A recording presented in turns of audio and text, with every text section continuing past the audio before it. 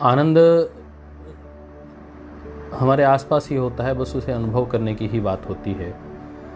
मैं देखता हूँ कुछ लोगों को अपने शरीर के साथ स्वयं खेलते हैं। हमें पता है कि ये गलती हमारे शरीर के लिए अहितकर है, परंतु हम उसको जानकर अपने शरीर के स्वास्थ्य की खुद अवहेलना करते हैं, और उस अवहेलना से शरीर को कष्ट होता है। वो तात्कालिक कष्ट तो दिखाई देता है, परंतु जो दीर्घकालिक कष्ट होता है वो और अधिक होता है, क्योंकि जो पुरानी आपकी शक्ति है वो उसको तात्कालिक रूप से बचाने का प्रयास करती है शरीर को, परंतु हम जो अपनी रिजर्व फोर्स है, रिजर्व पावर है, उसका उपयोग कर रहे हैं उस वक्त, और सोचते हैं कि भाई वो तो कंट्रोल हो ही रहा है विषय, कोई दिक्कत नहीं, परंतु वो बाद में घातक होता है। तो हम अपने दुख क्या है, दुख का कारण क्या है, उसे हमने कहा दुख मायने हेतु।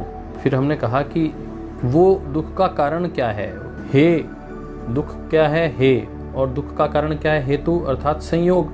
और फिर हमने कहा कि संयोग जो है उसको कैसे ठीक किया जा सकता है।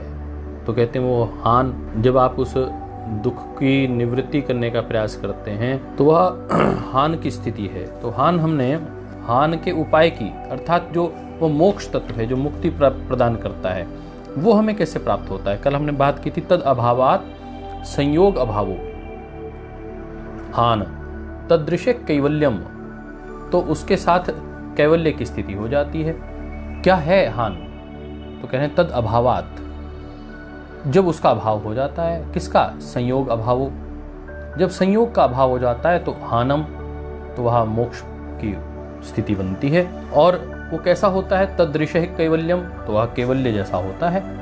तो यह हमने जानकारी प्राप्त करने की कोशिश की, और हमने कहा कि दृष्टा और दृश्य का जो संयोग का अभाव हो जाता है, दृष्टा आत्मा, दृश्य प्रकृति, इन दोनों का जो संयोग है, इनका जो अभाव हो जाता है, संयोग का अभाव, तद अभावात संयोग अभावो, उनके अभाव होने से संयोग का भी अभाव हो जाता है, उसे ही मोक्ष कहते हैं, हान कहते हैं। तदृशे कैवल्यम, और इसको ही तददृशये, तो ये एक प्रकार का ऐसा लगता है कि ये कैवल्य की स्थिति पहुंच गई है।